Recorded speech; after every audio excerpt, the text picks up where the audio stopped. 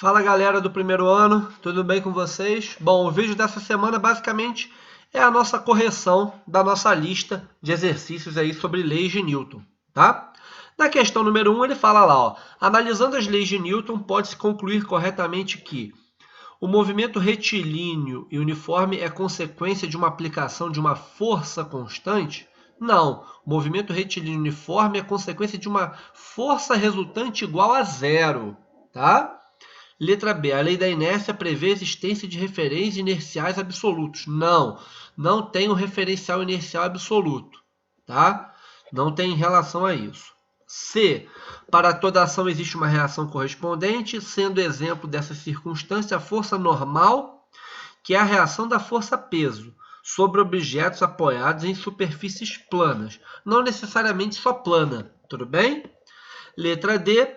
Se um corpo é dotado de aceleração, está certamente a consequência da ação de uma força ou de um conjunto de forças resultantes diferentes de zero. Então, se eu tenho aceleração, eu tenho força resultante diferente de zero. É a segunda lei de Newton. Força igual a massa vezes aceleração, tá bom? Força centrífuga a gente ainda não trabalhou, mas a gente vai ver depois, mais para frente, alguns exemplos disso. Mas não é essa questão, tá bom? Na questão número 2, ele fala o seguinte: um corpo de massa igual a 4 kg é submetido à ação simultânea e exclusiva de duas forças constantes de intensidades iguais a 4 newtons e 6 newtons, respectivamente. Qual é o maior valor possível da aceleração? Então, qual é o caso? Aqui vocês podem reparar, tem um bloquinho, peso e normal, que vão se anular, né? Ele não vai se mover na vertical, mas na horizontal, o que vai acontecer? Para ter a maior aceleração, as duas forças têm que ser paralelas e mesma direção e mesmo sentido. Então, a força resultante, eu somo o quê?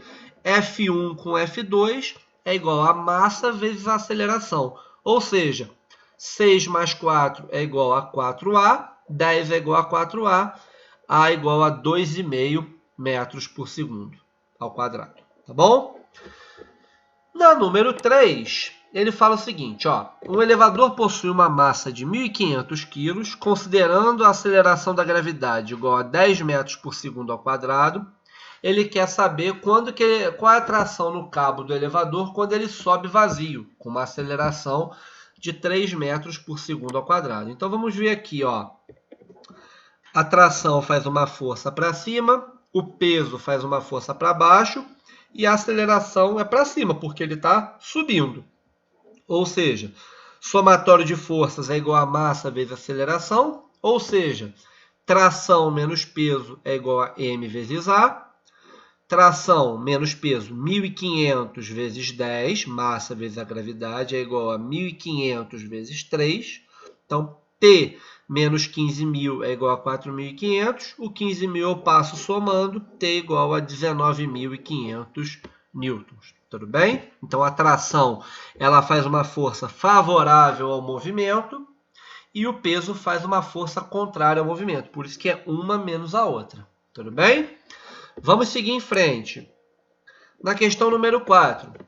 Durante um intervalo de tempo de 4 segundos, atua uma força constante sobre um corpo de massa 8 kg que está inicialmente em movimento retilíneo, com velocidade escalar de 9 metros por segundo. Sabendo que no momento desse intervalo de tempo a velocidade do corpo tem módulo de 6 metros por segundo na direção e sentido do movimento original, a força que atuou sobre ele tem intensidade de quanto? Então, primeiro a gente precisa calcular a aceleração do sistema, né? V igual a V0 mais AT, ou seja, a velocidade final é 6, a velocidade inicial é 9, o tempo é de 4 segundos, a aceleração passa a ser o quê? Negativa, 3/4 metros por segundo ao quadrado, só que negativo. Ou seja, eu estou perdendo velocidade, a minha aceleração ela tem que ser o quê? Negativo. Com isso, F igual a MA, 8 vezes menos 3/4, a força de menos 6 newtons.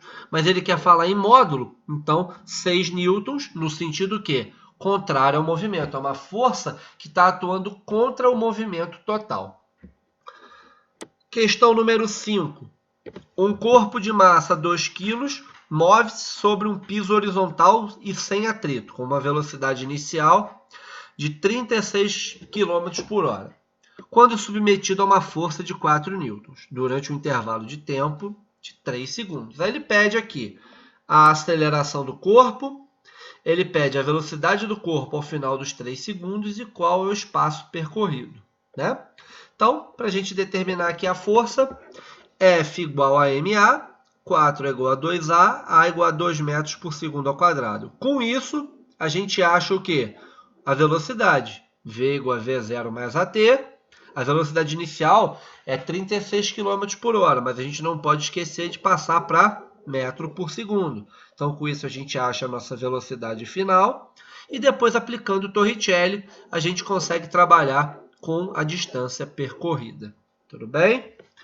Já na questão número 6, para encerrar, se você empurrar um objeto sobre um plano horizontal que imagina tão polido como para não oferecer nenhuma oposição ao movimento, ou seja, não tem força de atrito, não tem força nenhuma ali que impeça o movimento. Você faz com que ele se movimente com uma certa intensidade. No momento em que você solta o objeto, se o objeto está aqui se movendo nessa superfície, ele vai continuar se movendo com a mesma velocidade. Ó. Continua se movimentando, mantendo a mesma velocidade vetorial. Ou seja, é o princípio da inércia. Todo corpo permanece em repouso ou em movimento retilíneo uniforme, a não ser que alguma força esteja agindo sobre ele. Tá bom, galera? Então, estamos encerrando aqui a resolução da nossa listinha.